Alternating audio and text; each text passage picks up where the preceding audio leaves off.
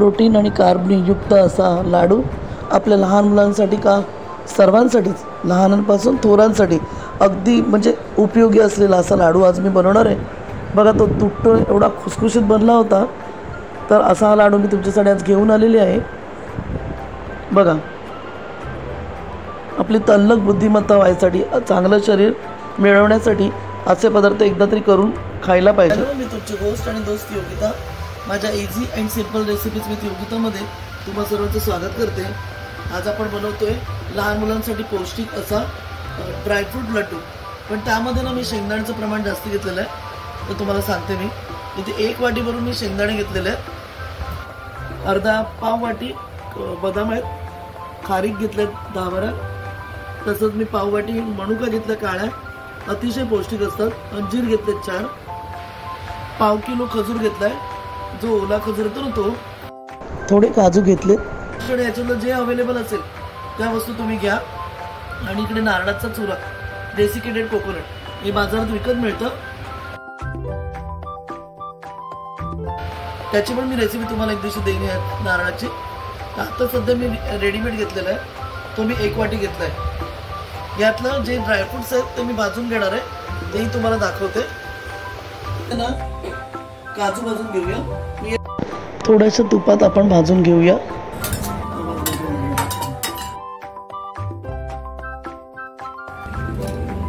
Dry fruits आपण एकत्रच भाजून घेऊया, कारण आपण हे सगळं वाटणार आहे आता.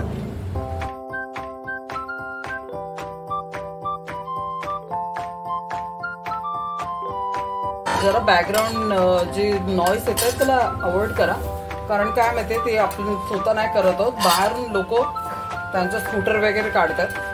तर प्लीज जरा तेवढं सांभाळून घ्या.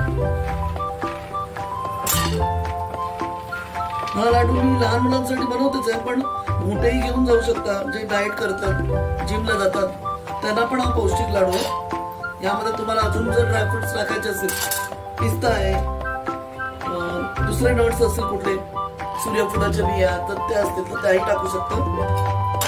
माझ्याकडे जेवढं अवेलेबल आहे ते मी टाकलंय.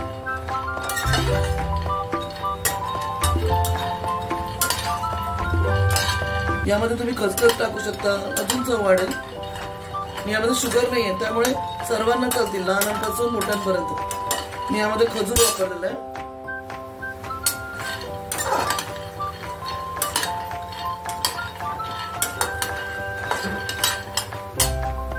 आता मी ना थोडं जो खजूर होता त्याच्यात बिया काढून घेतल्या आणि तो तुपावर थोडासा परतणार आहे.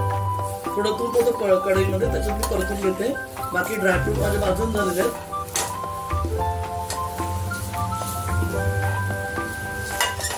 हलकाच आपल्याला गरम करून घ्यायचा. वाटलं तुम्हाला तर तुम्ही तूप अजून टाकू शकता. तुम्हाला थोडे मी अंजीर कापून टाकते, म्हणजे आपल्याला वाटायला बरं पडेल. हे सगळं थंड करून घ्यायचं आणि मग मिक्सर मध्ये वाटून घ्यायचंय. गरम लावू नका मिक्सरला.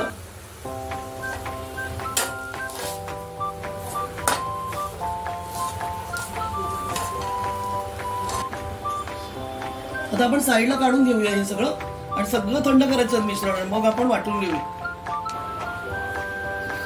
हे सगळं मिश्रण ना मी थोडं भरड सारखं असतं ना तसंच करून घेतलेलं आहे. थोडं थोडं बघा मध्ये मध्ये ड्रायफ्रूट आहेत ना, दिसतात. आता यामध्ये आपण नारळाचं डेसिकेटेड कोकोनट आहे ते आपण टाकून घेऊया. आणि आता हाताने मस्तपैकी मळून घ्यायचं सगळं.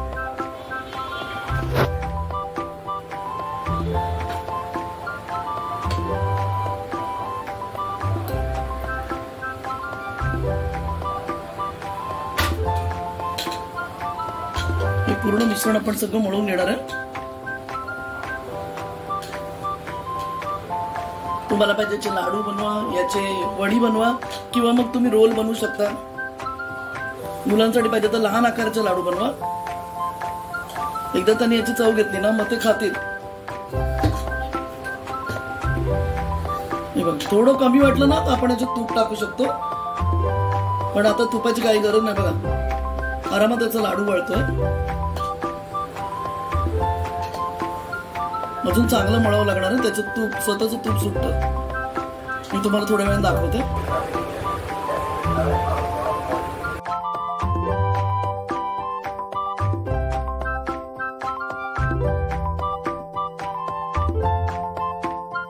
आता आपण याचे लाडू वाळून घेऊया. तुम्हाला जसं आकार पाहिजे तसे घ्या. मी जरा मोठा करते. आता सण पण जवळ येतातच आहेत, तेव्हा पण तुम्ही हे लाडू ठेवू शकता देवाला नैवेद्य म्हणून. यामध्ये आपण कुठली पिठं नाही वापरलेले आहेत, बाकी सगळे उपवासाचेच पदार्थ आहेत, तर तुम्ही ते पण करू शकता. लहान मुलांना डब्यावर एक लाडू दिलात तरी बस आहे. पौष्टिक असा लाडू. मी त्यावर खसखस थोडीशी लावत आहे.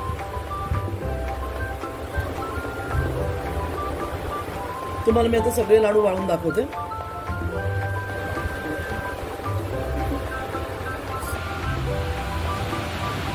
तर बघा आपले सर्व लाडू एकदम मस्त वाळून झालेले आहेत. मी तुम्हाला एक लाडू तोडून पण दाखवणार आहे. तर असे लाडू तुम्ही पण तुमच्या घरी करून बघा. आणि माझ्या अशाच छोट्या छोट्या रेसिपीजला जाणून घेण्यासाठी माझ्या easy and simple recipes with योगिताला लाईक, शेअर आणि सबस्क्राईब करायला विसरू नका.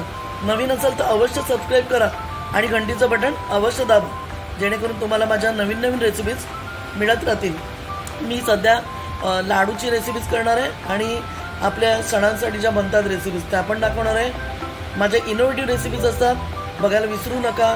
लहान मुलांचे टिफिन पण मी सुरू करत आहे. थँक्यू.